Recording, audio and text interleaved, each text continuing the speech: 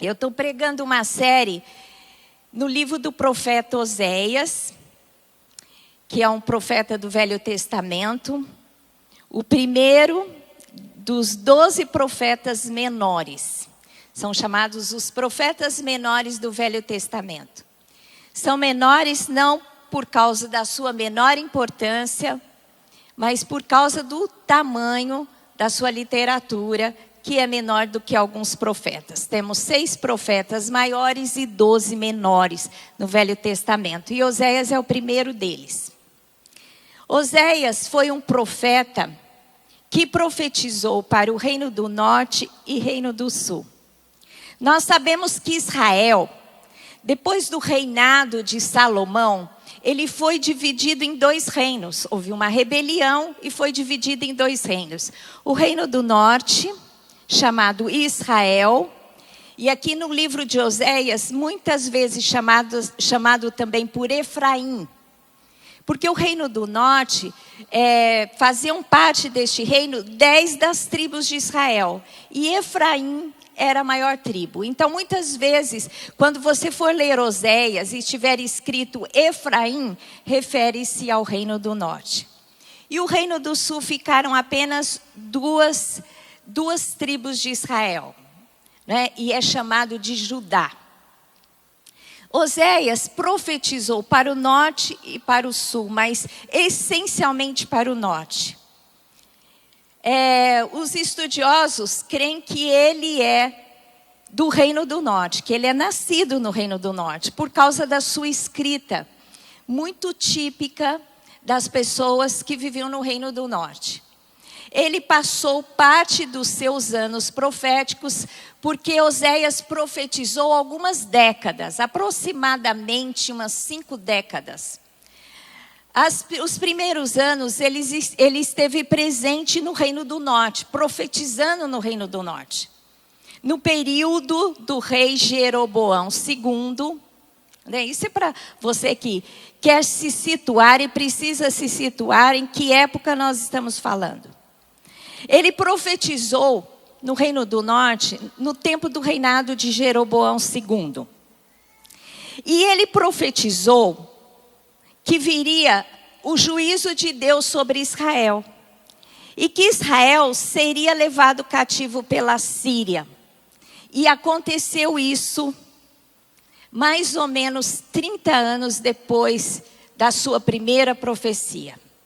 Realmente, Israel foi destruído pelo reino da Síria e foi levado cativo para a Síria e espalhado entre as nações. Ele profetizou, ele foi o último profeta antes da destruição do Reino do Norte. E quando você lê Oséias, o livro de Oséias, vale a pena, eu quero desafiar você que está ouvindo essa série de pregação. Você que não ouviu a primeira, vai no meu canal do YouTube, Lilian Pozella, e assiste a primeira mensagem. Você está ouvindo hoje, nós vamos ter uma outra mensagem.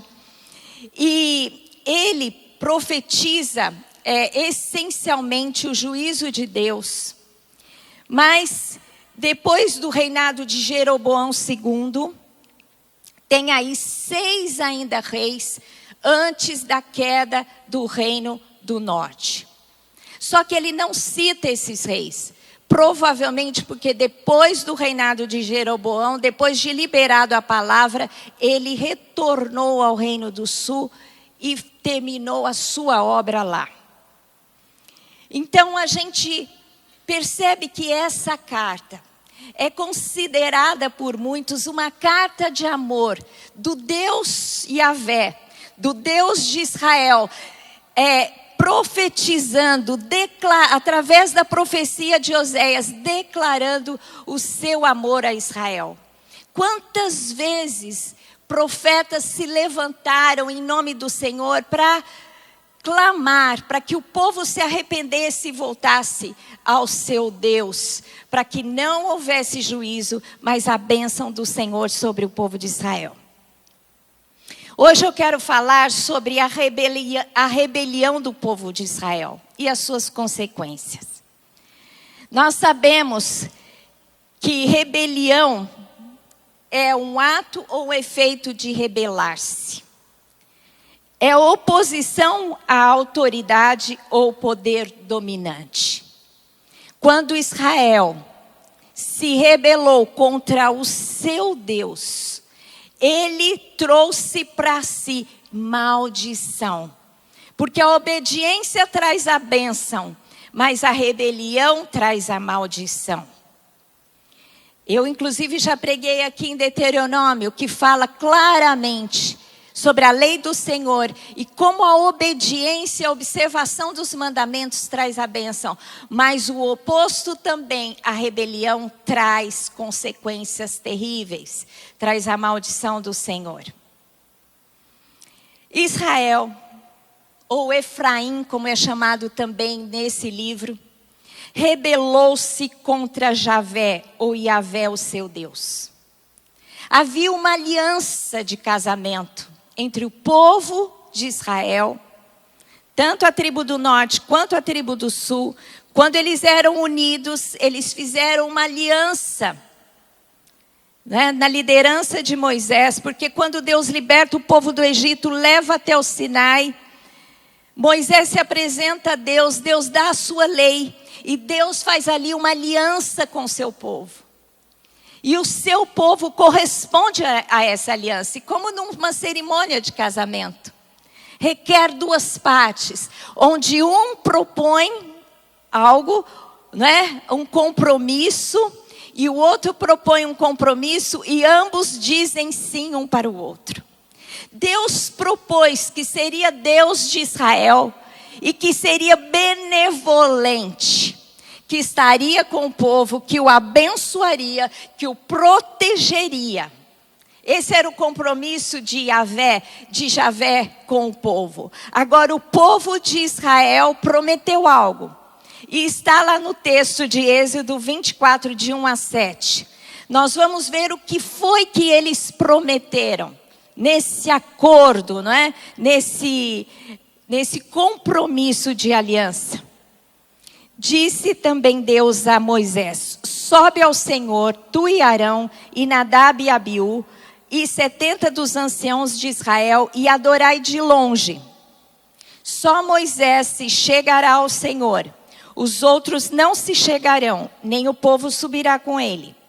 Veio, pois, Moisés e referiu-se ao povo todas as palavras do Senhor e todos os estatutos.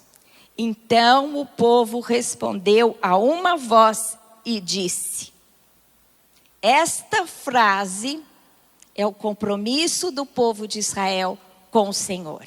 Diz assim: tudo o que falou o Senhor faremos. Você pode repetir comigo? Tudo o que falou o Senhor faremos. Compromisso de obediência. Moisés escreveu todas as palavras do Senhor e, tendo levantado pela manhã de madrugada, erigiu um altar ao pé do monte e 12 colunas, segundo as 12 tribos de Israel. Enviou alguns jovens dos filhos de Israel, os quais ofereceram ao Senhor holocaustos e sacrifícios pacíficos de novilhos. Moisés tomou metade do sangue e o pôs em bacias, e a outra metade aspergiu sobre o altar. Ele fez um altar, fez sacrifício, pegou metade do sangue que foi derramado pelo cordeiro, pelo sacrifício, e derramou sobre o altar. E a outra metade aspergiu sobre o altar. E tomou o livro da aliança e leu ao povo, e eles disseram, mais uma vez assumiram compromisso diante do sacrifício, né? Tudo o que falou o Senhor faremos e obedeceremos. Ainda acrescentaram. Você pode repetir comigo? Tudo o que falou o Senhor faremos e obedeceremos. Eles foram muito claros quando receberam a lei do Senhor. A lei não era algo proibitivo ou um cerceamento de liberdade. Muito pelo contrário, o Senhor Deus Criador dos céus e da terra, Criador do ser humano, que agora estava estabelecendo um povo que seria seu. Ele se revela a esse povo. E quando ele dá a sua lei, na verdade ele dá diretrizes que, se bem observadas e obedecidas, trariam uma vida plena e próspera. Plena em todos os seus sentidos, porque ele diz assim: vocês não ficarão doentes. Próspera, porque ele diz assim: vocês serão abençoados no campo, na cidade, nas plantações, nos seus rebanhos. Então, a lei do Senhor, quando observada, ela traz benefícios para o homem. E neste momento eles se comprometeram a obedecer. E nós hoje que fazemos aliança com o nosso Deus, o Deus Yahvé, o Deus da aliança, nós também temos uma aliança. O altar foi feito, o cordeiro foi sacrificado, que é Jesus. Metade do sangue foi aspergido sobre o altar, ou seja, na presença de Deus. E o Senhor Deus aceitou o sacrifício de Jesus. E nós que cremos no sacrifício de Jesus, fazemos com Deus uma aliança, e o Senhor passa a ser o nosso Deus, e o favor do Senhor e a sua bênção está sobre as nossas vidas. Amém? Da parte do Senhor a esta aliança, e nós o que responderemos?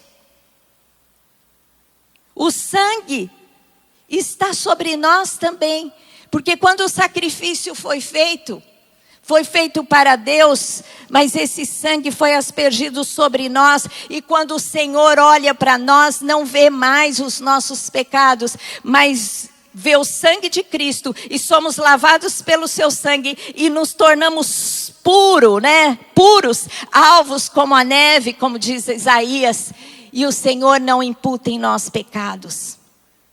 Mas qual é o nosso compromisso para com Deus? O que o Senhor espera de nós? Jesus deixou claro isso, lá em João 14, 21, que diz assim: aquele que tem os meus mandamentos. Você tem os mandamentos do Senhor, através da sua palavra. Você tem acesso a eles, e os guarda. Este é o que me ama. E aquele que me ama será amado do meu Pai. E eu também o amarei e me manifestarei a ele. Nesta aliança, quando Deus te abençoa, você tem que assumir o compromisso de obedecer os seus mandamentos. E isso prova o seu amor para com Deus. Não adianta seu amor ser só de palavras. O seu amor deve ser expresso por palavras, através de orações, de adoração, através de cântico, mas não pode ficar só nas palavras. Você precisa andar para Deus, com Deus e por Deus na sua vida, observando a sua lei. Mas como você vai fazer isso? Conhecendo a lei do Senhor, a sua palavra. Quantos de vocês se expõem à palavra diariamente? Nós temos que nos expor à palavra de Deus diariamente. Nós temos que pensar na palavra ao levantar, ao caminhar, ao deitar. Porque se assim fizermos, como está escrito no Salmo 1, seremos bem-sucedidos em tudo que fazemos. Você quer ser bem-sucedido?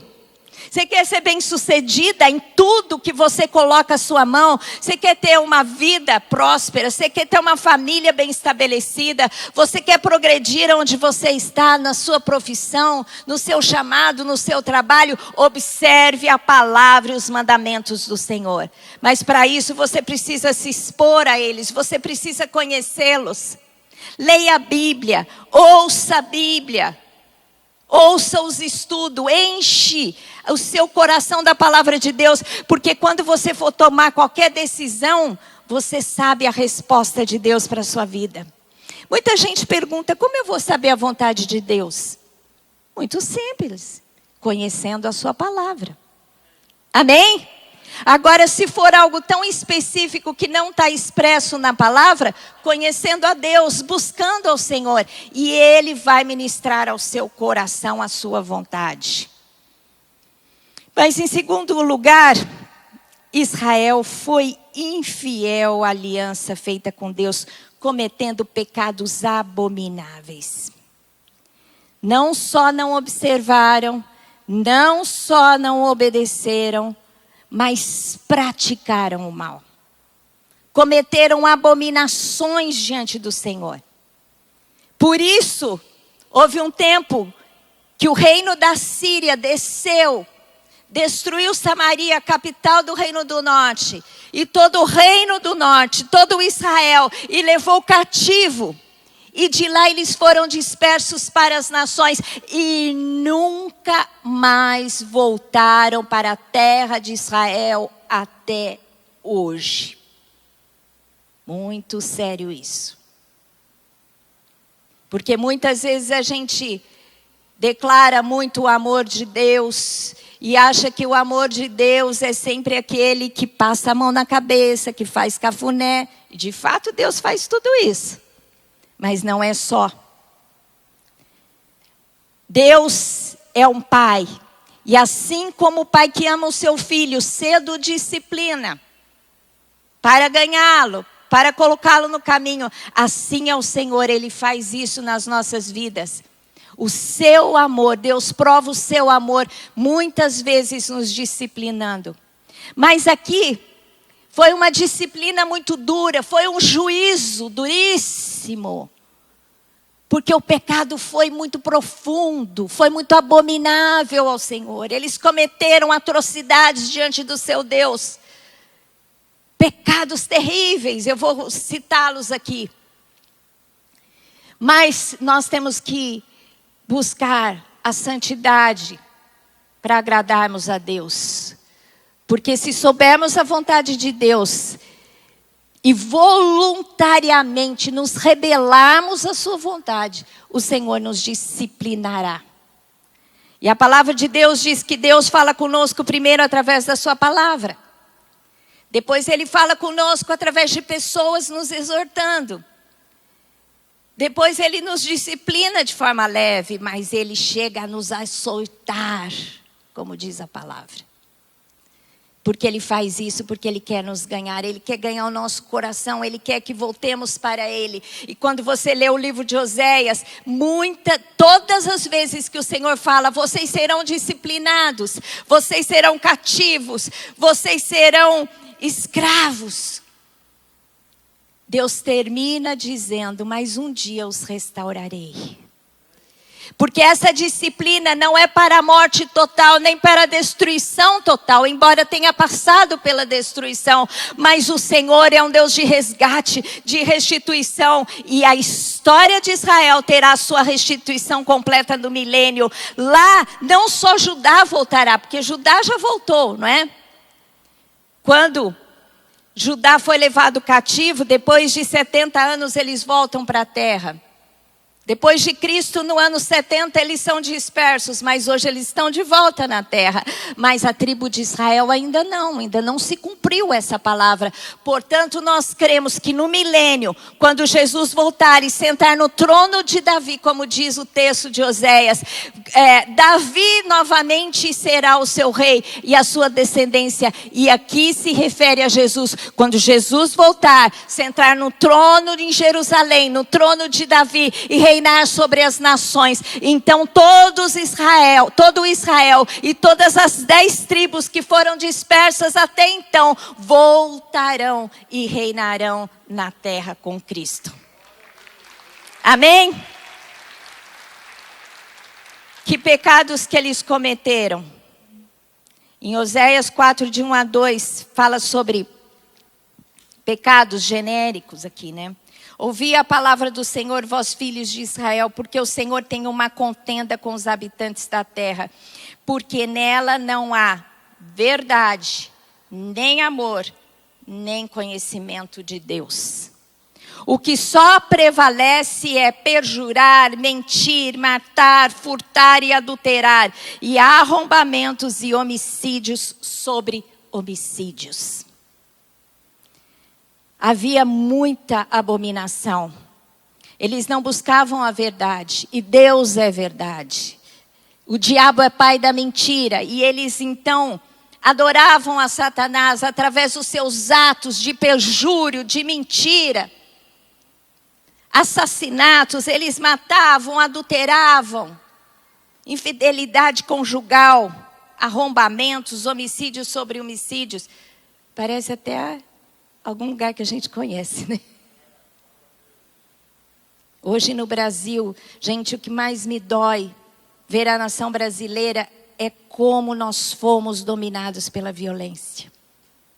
A gente vê as cidades do interior, eu que nasci no interior, a gente deixava a porta aberta, à noite pegava as cadeiras, sentava na rua, na calçada e conversava com os vizinhos. Hoje, eu vou lá onde eu nasci.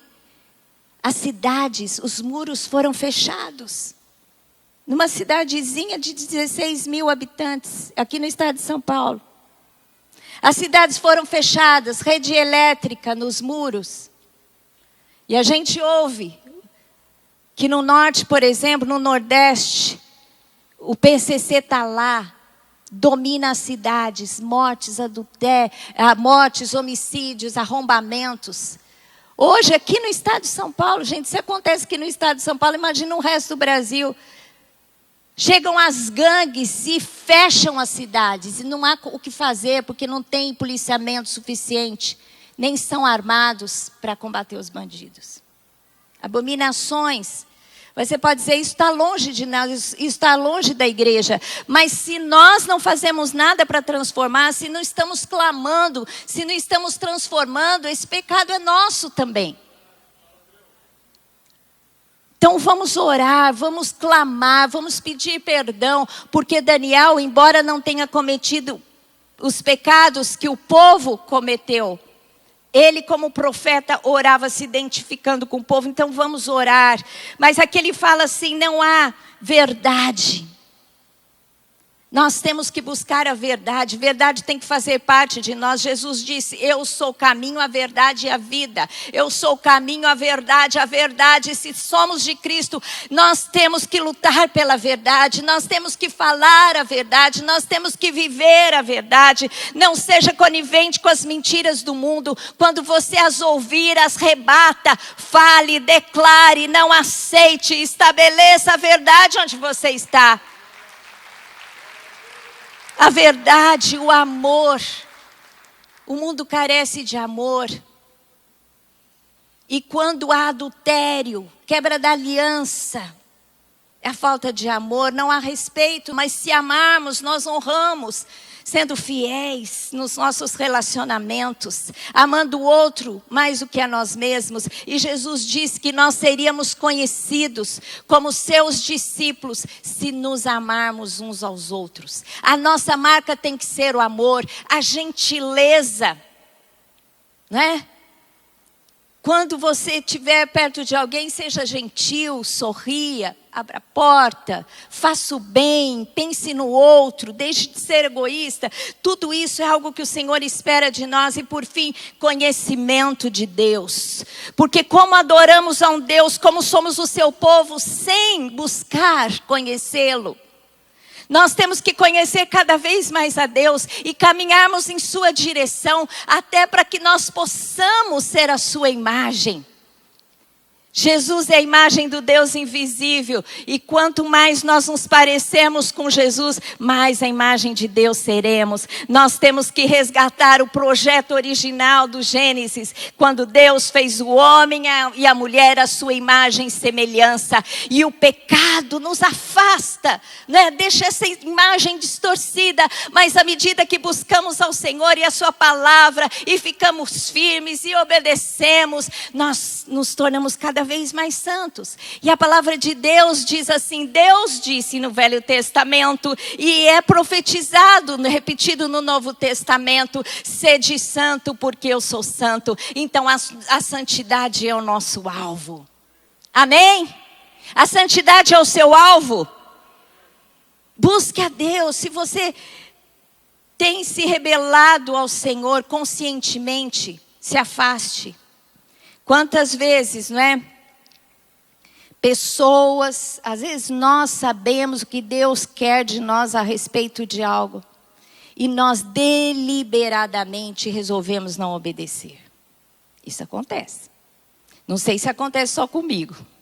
Acontece com você? Eu fui criada na igreja evangélica. Mas quando eu comecei a namorar, quando eu era jovem, sabia que não devia namorar alguém que não fosse crente, que não tivesse a mesma fé que eu. Sabia que a palavra de Deus diz que nós não devemos andar em julgo desigual.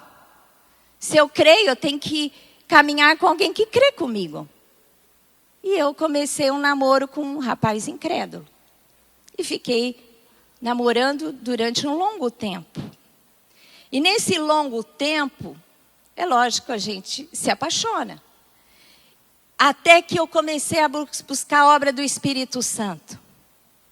Eu comecei a buscar o Espírito Santo, comecei a ler a Bíblia, comecei a participar de movimentos de oração. Eu me lembro que eu ia numa igreja, que antes do culto tinha uma sala escura. E os intercessores entravam nessa sala escura. Isso marcou a minha vida. Os intercessores entravam naquela sala escura e todo mundo ficava encostado na parede para não trombar um no outro. E eles ficavam orando em línguas, orando em línguas, orando em línguas. Você entrava naquela sala, era escura, mas você tinha a sensação que tinha fogo lá. E eu comecei a buscar o avivamento com esse grupo. E o Espírito Santo começou a tocar no meu coração.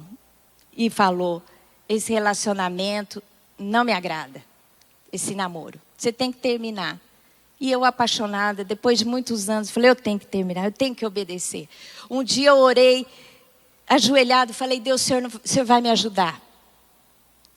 E aí, terminei o relacionamento. Sofri muito, né? Emagreci horrores. Entrei em depressão.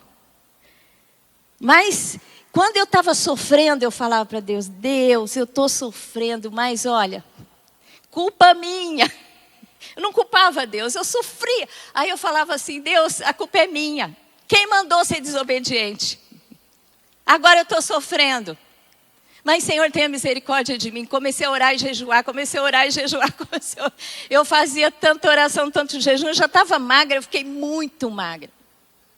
Eu pesei aqui do jeito que eu sou, acho que uns 16 a 20 quilos a menos. Eu fiquei um palito. E eu orava e falava, Deus, não quero mais namorado nenhum, não quero ninguém, eu só quero meu marido. O Senhor não vai deixar mais eu cometer esse erro, nunca mais, que agora eu quero fazer a tua vontade. E aí nesse processo, eu conheci o Lamartine. E quando eu conheci o Lamartine, Deus me fez lembrar, e eu estava namorando com ele, e comecei o relacionamento, ele começou mais interessado, mais apaixonado, e ele era tão bom para mim.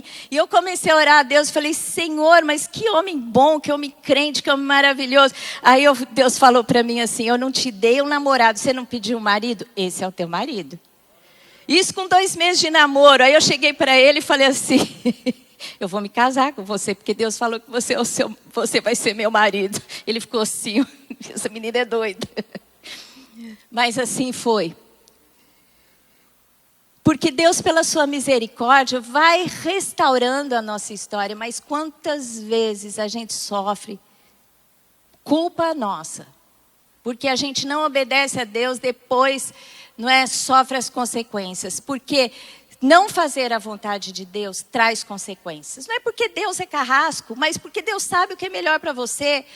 Por exemplo, entrar em relacionamentos que não se deve entrar, fazer alianças, sociedade com quem não se deve fazer, trabalhar em áreas que não se deve trabalhar porque não agrada a Deus, fazer coisas, falar coisas que Deus não se agrada e frequentar lugares que Deus não se agrada. Quantas vezes você está em lugares que você olha ao redor, está todo mundo cometendo pecado e você ali sentado, mesmo que não esteja fazendo, você está sendo conivente. E não faz na primeira vez, na segunda, mas na terceira vez, você pode ser tentado o suficiente a cometer tais pecados. Então a gente tem que tomar muito cuidado. Segundo lugar, havia corrupção dos sacerdotes. Até os líderes espirituais que deveriam levar ao conhecimento de Deus eram corrompidos. Oséias 4, de 6 a 10 diz assim: o meu povo está sendo destruído porque lhe falta o conhecimento. Falta de conhecimento leva à destruição. Porque tu, sacerdote, rejeitaste o conhecimento, também eu te rejeitarei, para que não sejas sacerdote diante de mim. Visto que te esqueceste da lei do teu Deus, também eu me esquecerei de teus filhos. Quanto mais estes se multiplicaram, tanto mais contra mim pecaram. Eu mudarei a sua honra em vergonha. Alimentam-se do pecado do meu povo, e da maldade dele tem desejo ardente. Aqui, quando diz alimentam-se do pecado do meu povo, alguns creem que fala sobre a oferta do pecado. E a oferta do pecado era um sacrifício de animal.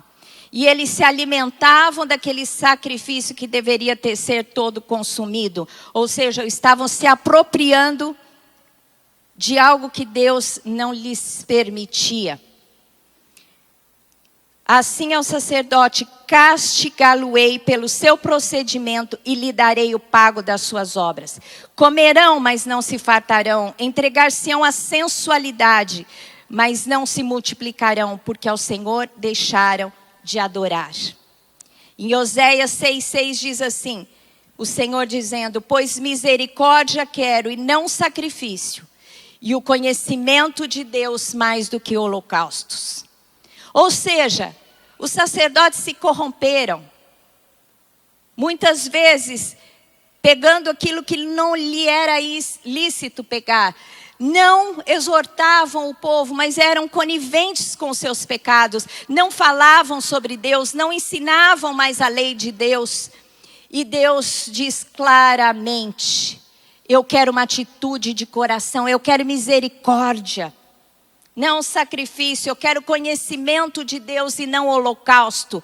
Ou seja, Deus queria ser conhecido, queria ser buscado, e ao mesmo tempo Ele queria do seu povo misericórdia para olhar para o semelhante, porque nessa época havia muita injustiça social. Os ricos se tornavam cada vez mais ricos, e os pobres muitas vezes tinham que vender suas filhas e suas esposas para prostituição cultural.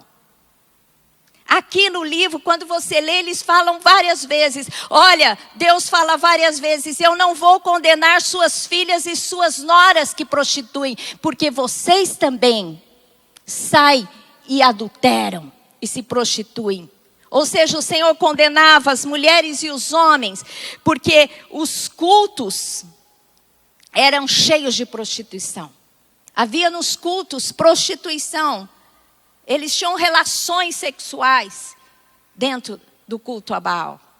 Então, você imagina Deus, o santo, que escolheu um povo para ser seu, vendo essas coisas. Gente, devia ser terrível, devia ser uma dor. Sabe, eu não sei se eu, graças a Deus, nunca passei por isso. Mas eu às vezes aconselho mulheres que são traídas. Homens que são traídos também já vimos, já aconselhamos homens traídos. Como dói a traição, você saber que a pessoa que você ama, que você entregou a sua vida, o seu compromisso, está interessado em outro, está deixando você, não te valorizando mais. E imagina o Senhor estava, não digo sou eu estou dando sentimentos ao Senhor, que são sentimentos humanos. O Senhor estava decepcionado com seu povo, sofrendo, e Ele diz assim: eu quero que vocês me busquem, e eu quero que vocês amem uns aos outros. E em terceiro lugar, último lugar, havia culto a Baal e Baalins e prostituição cultural. Eu expliquei aqui na última mensagem. Eles não caíram de pronto na adoração a Baal, não, o principal deus cananeu. Eles foram aos poucos. Primeiro eles estabeleceram Yahvé como principal Deus, e todos os outros deuses eram inferiores a ele. Depois eles chamaram Yahvé do grande Baal. Depois eles encostaram Baal, encostaram Yahvé, se esqueceram dele e adoraram Baal e os Baalins. Oséias 4, 13 a 14 diz assim: sacrificaram sobre o cimo dos montes e queimaram incenso sobre os outeiros, debaixo do carvalho, dos choupos e dos terebintos, porque é boa a sua sombra.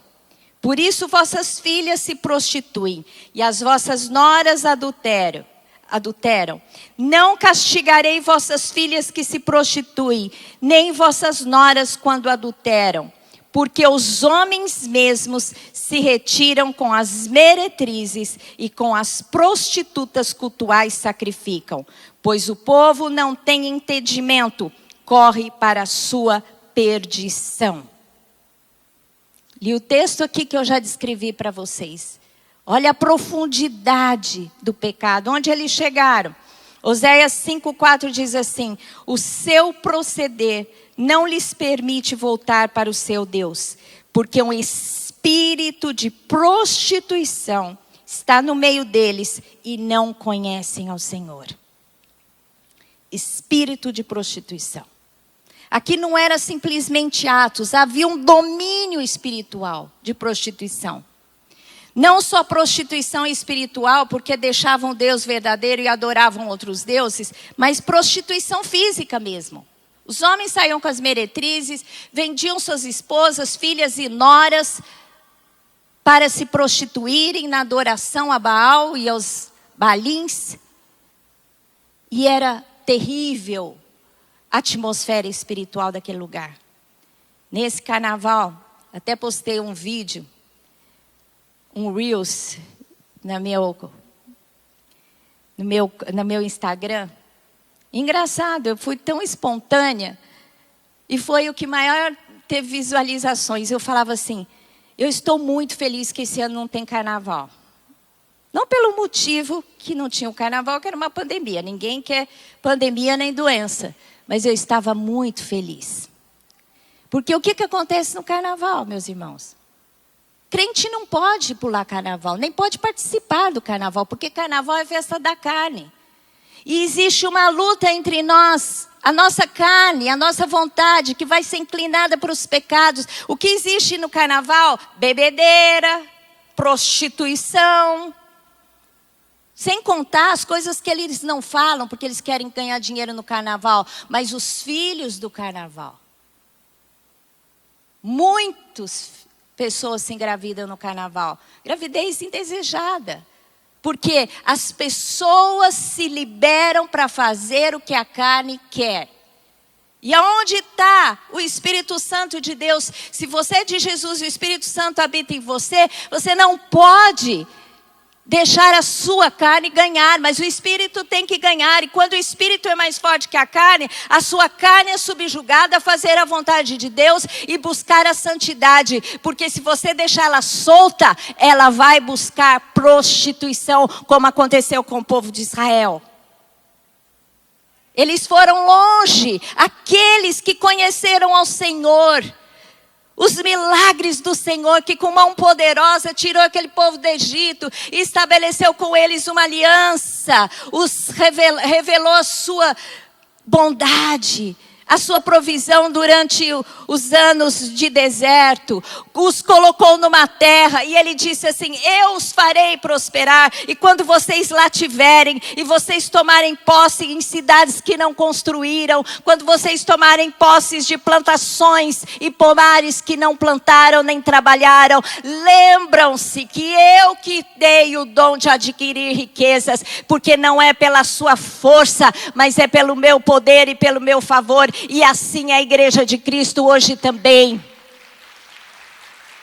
Lembra-te, se você está prosperando, não vai ficar longe de Deus, porque muitas vezes na prosperidade nos afastamos de Deus. Lembra-te que é Ele que está te dando essa prosperidade. Consagre a sua vida, consagre os seus bens a Deus, porque se você assim não fizer, Deus em algum momento vai agir para que você volte para Ele. E aí, muitas vezes você vai se arrepender do seu afastamento. Aqui diz assim que o pecado deles foi tão profundo que não lhes permitiu voltar. Só voltarão por causa da misericórdia de Deus, porque eles nunca se arrependeram. Judá, por sua vez, depois de 200 anos, também foi levado cativo pela Babilônia. Só que o Senhor teve misericórdia de Judá, porque eles não eram de todo mal. Mas Israel, Deus falou nunca mais. Só quando Deus agir com sua misericórdia e reunir todas as coisas, Ele trará Israel de volta. Consequências da rebelião. Eu já falei muitas coisas aqui. Mas eu quero ler um texto em Oséias 8, de 7 a 9, que diz assim: porque semeiam ventos e cegarão tormentas. Quem conhece aquele ditado? Semeou vento, colhe tempestade. Quem conhece? Isso aqui é bíblico. Não é sabedoria popular, é sabedoria divina. O texto diz, porque semeiam ventos e cegarão tormentas. Ou seja, tribulação. Se você não buscar a Deus e viver a sua vida conforme o seu proceder e o seu querer, virão tormentas. Porque você não terá a direção do Senhor, nem a sua proteção, e a sua proteção está na sua lei. Sabe aquela coisa que quando Deus estabelece um caminho forte e seguro, e diz, andai por ele, e você toma um atalho, você está sujeito aos perigos do atalho que você pegou. Não haverá seara, e a erva não dará farinha. E se a der, comê-la-ão os estrangeiros. Segundo pecado, escassez. Segunda consequência, escassez. Porque do Senhor vem a provisão. Ele é o Senhor do ouro e da prata e do ouro. Ele é aquele que faz abrir as janelas dos céus e descer sobre vocês uma bênção sem medida. Mas quando saímos por caminhos que não agradam ao Senhor, estamos sujeitos à escassez. O Senhor não abençoa nosso trabalho. O Senhor não abençoa a nossa seara. E mesmo se conseguimos colher algo, vem o demônio, o espírito de roubo e rouba você, porque falta a proteção do seu Deus. Terceiro lugar, que diz aqui. Israel foi devorado. Agora está aqui ele provavelmente é um texto que ele escreveu quando Israel já tinha caído.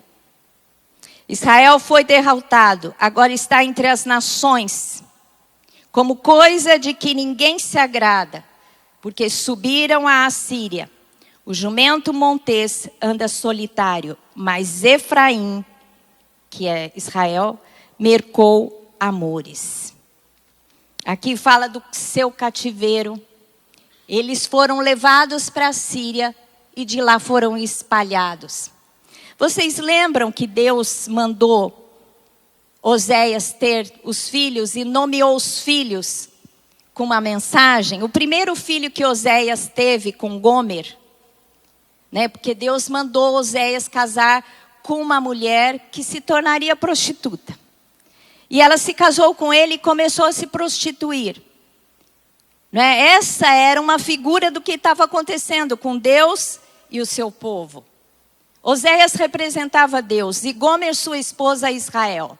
E Israel começou a prostituir. E ele teve filhos de prostituição. E o primeiro filho, Deus disse, chama Jezreel, que era nome de um vale.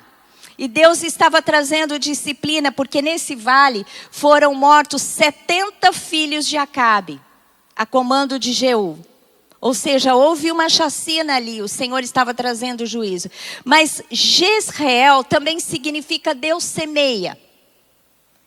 E quando há uma semeadura, se pega as sementes e se joga. Então, Jezreel também significa espalhados. porque Israel seria espalhado. Jezreel.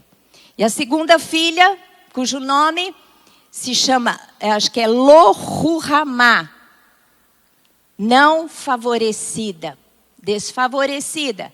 E o terceiro filho, Lo-Ami, não meu povo. Lo é não. Lo-Ruhamá, não favorecida. Lo-Ami, não meu povo. Deus estava declarando para Israel estas palavras. E assim aconteceu na vida de Oséias. Israel foi devorado, cativeiro, foi espalhado. Agora está entre as nações como coisa que ninguém se agrada, porque subiram à Síria. Quantas vezes o Senhor advertiu o seu povo: não faça alianças com os impérios vigentes na época, a Síria naquele momento e Egito. Em vez deles buscarem a proteção do Senhor, faziam alianças. Eles chegaram a fazer previamente aliança com a Síria. Pagavam impostos à Síria. Depois romperam esse compromisso. Buscaram aliança com o Egito de proteção, mas Deus falou: não serei com vocês. Não adianta buscar proteção de ninguém. Se arrepende, busca a mim que eu os protegerei. Mas eles não fizeram. Então eles foram cativos pela Síria. Deus trata por amor. Deus não permite que nós nos afastemos um tanto que não possamos voltar. No caso de Israel, um dia o Senhor trará a restauração completa pela sua misericórdia. Mas nas nossas vidas, nós temos que olhar para essa história e entendermos que nós, como povo de Deus, como Israel do Senhor, nós temos que nos arrepender dos nossos descaminhos, da nossa falta de compromisso, da nossa falta de amor, da nossa falta de misericórdia, buscar ao Senhor, buscar conhecer ao Senhor, amar o Senhor, ter paixão, ter busca. Ame o seu Deus, aquele que te criou, aquele que te deu vida, aquele que entregou a Jesus por você, aquele que cuida tanto de você, que deixou tudo escrito, falou assim: olha, segue aqui, segue a regra para que você seja abençoado. Muita gente diz assim: eu não vou me converter, só vou me converter na minha velhice, porque eu quero aproveitar a vida. Aproveitar a vida não é dar vazão à carne nem aos seus pecados. Aproveitar a vida é buscar o seu Deus e viver a plenitude que Deus dá para você, porque na presença de Deus há plenitude de alegria. Essa alegria do mundo é passageira, mas a alegria com Deus é perene, é verdadeira, é forte. Busque ao Senhor, busque conhecer ao Senhor, não terceirize a sua vida espiritual, não. Tenha esse privilégio. Jesus morreu por você e o véu foi rasgado para que você não precise de ninguém. Você pode entrar nos santos dos santos, na presença de Deus, e clamar e buscar, e Deus vai falar com você e Deus vai te abençoar. Você pode pedir ajuda numa luta muito grande, pedir uma oração, um conselho, mas tenha você conhecimento do seu Deus. Busque você ao seu Deus, que você vai ver como Deus vai se agradar de você, né? A palavra de Deus diz assim, eu amo esse texto que está lá em Salmos: deleita-te no Senhor. Deleita-te no Senhor, tenha prazer no Senhor. Tenha prazer nesse relacionamento, tenha prazer na Bíblia. Eu amo a Bíblia. Nós somos um povo de um livro. Nós somos o povo do livro. Antigamente a gente pegava os crentes, né? Eu lá em Viradouro, quando era pequenininha, ia para a igreja com o livro embaixo do braço. Hoje a gente não vai com o livro embaixo do braço. Mas não podemos esquecer que nós somos o povo do livro. O livro que traz a revelação da história da humanidade, do começo até o fim. Nós temos não só o livro, não só a letra, mas temos o Espírito que vivifica a letra. Então vamos nos apropriar, porque nós é que somos um povo rico, rico das riquezas do Senhor. E o Senhor está pronto a derramar sobre a sua igreja as riquezas da terra. Portanto, busque ao Senhor, que o Senhor fará maravilhas na sua vida. Amém? Você diz sim? Glória a Deus! Eu quero terminar essa palavra dizendo um versículo que está lá no Salmo 51:17, que diz assim: sacrifícios agradáveis a Deus são espírito quebrantado, coração compungido e contrito, não desprezarás, ó Deus. Não importa o que você tenha feito ou aonde você está, Deus está lá e quer o seu retorno. Se você tem desagradado a Deus em alguma área da sua vida, é tempo de arrependimento hoje. Retome o caminho, porque Deus tem um propósito excelente para a sua vida. E você precisa chegar no fim da sua vida na presença de Deus e receber dele a seguinte sentença: servo bom e fiel. Tudo que eu planejei para você, você viveu. Eu sempre oro a Deus e digo assim: Senhor, não me deixe perder nada ao longo do caminho por causa da minha rebelião e rebeldia. Que você faça essa oração assim: Senhor, não deixe que eu perca nada ao longo do caminho, a sua vontade e o seu propósito por causa da minha desobediência. Mas eu me apresento agora, eis-me aqui, e tudo que o Senhor falar, eu farei. Amém? Glória a Deus, feche os seus olhos. Eu quero orar agora, fazendo um compromisso com o Senhor. Na nossa caminhada com o Senhor, o primeiro passo é entregar nossa vida a Ele. Crendo no coração nos sacrifícios de Jesus e declarando com a boca. Então eu vou orar. Se você ainda não tomou essa decisão, tome comigo agora. Você que está me assistindo também, você tem essa oportunidade. Diga assim: Senhor Deus, eu entrego a minha vida ao Senhor. Que o teu Espírito venha habitar em mim, o teu poder, quebrando todas as cadeias com o mal. Perdoa os meus pecados, Senhor Deus, e dirija a minha vida. Eu faço com o Senhor hoje uma aliança, onde o Senhor será o meu Deus, e eu serei o seu servo, a sua serva, o seu filho. Senhor Deus, e como diz a tua palavra, tudo que o Senhor falar, eu farei, porque eu quero cumprir a tua vontade na minha vida, em Cristo Jesus. Amém. Todos nós temos que tomar essa decisão um dia. Talvez você já tenha tomado, mas se você tomou essa decisão de entregar a sua vida a Deus, através de Jesus hoje pela primeira vez, levante a sua mão. Se você fez essa entrega hoje a Jesus pela primeira vez através dessa oração. O Rubem está aqui na frente, não sei se você está vendo alguém, Rubem, porque aqui em cima eu não vejo.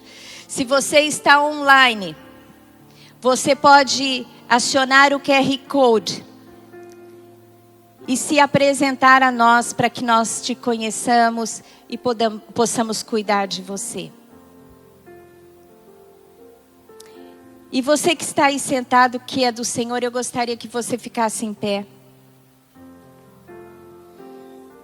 E você tem a oportunidade agora de clamar ao Senhor.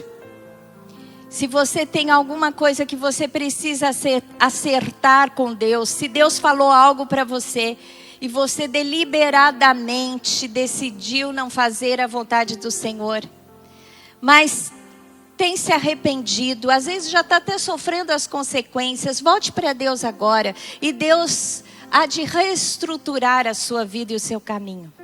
Reconhece ao Senhor em todo o seu caminho e Ele endireitará as suas veredas. E também, se você quiser fazer esse compromisso mais uma vez, talvez você não esteja fazendo nada errado, mas você queira dizer novamente: Deus, eu quero fazer o compromisso que o Senhor quis com o seu povo, dizendo: tudo que o Senhor falar, eu farei. Essa oportunidade agora de você fazê-lo. Eu quero orar por essas pessoas que vieram aqui. Você que está aí, está fazendo também um compromisso com Deus. Põe a mão no seu coração, meu querido. Você que está aqui na frente, com um compromisso especial. Você que se dispôs a entregar ao Senhor e a fazer um novo voto com Ele nesta manhã. Diga assim: Senhor Deus, toca na minha vida. Perdoa os meus pecados. Senhor Deus, transforma-me. E eu serei transformado conforme a tua vontade. Senhor Deus, eu quero viver plenamente o teu propósito na minha vida, sem nada se perder. Senhor Deus, limpa o meu coração, perdoa os meus pecados, que o teu Espírito encha a minha vida de poder, para que a vontade do Espírito sobrejugue toda a carne. Senhor Deus, eu sou teu e declaro ao Senhor, tudo que o Senhor falar, eu farei. Este é o meu compromisso de amor em Cristo Jesus. Amém. Glória a Deus. Vamos aplaudir ao Senhor.